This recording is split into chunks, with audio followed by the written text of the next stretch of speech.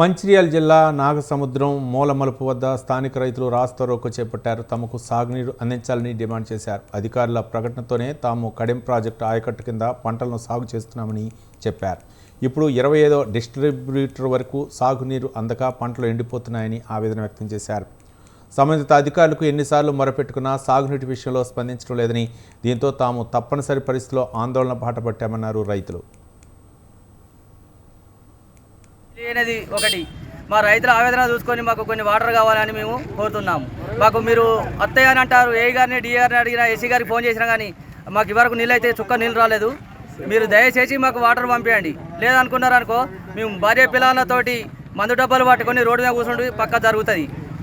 మేము చేసేది మాకు వాటర్ కావాలని మేము కోరుకుంటున్నాం.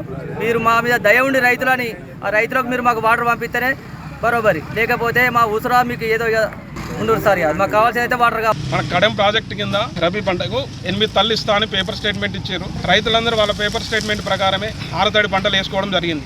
వారు పేపర్ స్టేట్మెంట్ ఇస్తేనే రైతులు ఆరుతడి పంటలు వేసుకున్నారు. అస్తాయి కానీ ఆలోచనతోటి పండుతాయని ఆలోచనతోటి పంటలు వేసుకోవడం జరిగింది. వాళ్ళు ఏం వేసారు, ఒకే తడి ఇచ్చారు. ఇప్పటి వరకు అంటే మనకు 24కు వచ్చిన తడి ఒక తడి, వాళ్ళు ఇచ్చిన దాంట్లో 5 తల్లు ఇచ్చారు.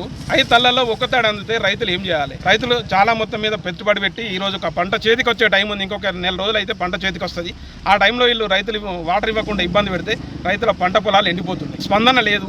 ఎవరికి ఫోన్ చేసినా వాటర్ వస్తున్నాయని అంటున్నారు, కానీ కనీసం మరి ఇక్కడ వచ్చి వాటర్ ఎంతవరకు వచ్చినాయి, ఏం జరిగిందని చూసిన వాళ్ళు కూడా ఎవరు లేరు. అడిగితే ఫోన్ చేస్తే ఏ అధికారి ఫోన్ లిఫ్ట్ చేయడం లేదు. మరి స్థానికంగా ఉన్న ఎమ్మెల్యే కావచ్చు, లేకపోతే ఇంక ఎంఆర్ఓ కావచ్చు, ఎవరైనా కూడా ఇంత బాధ ఉందని చెప్పుకుంటూ కూడా ఎవరు పట్టించుకోవడం లేదు. అనుకోకుండా మొన్న పేపర్ స్టేట్మెంట్ కూడా ఇవ్వడం జరిగింది, వాటర్ వస్తలేవని ఫోటోలు కూడా ఇవ్వడం జరిగింది.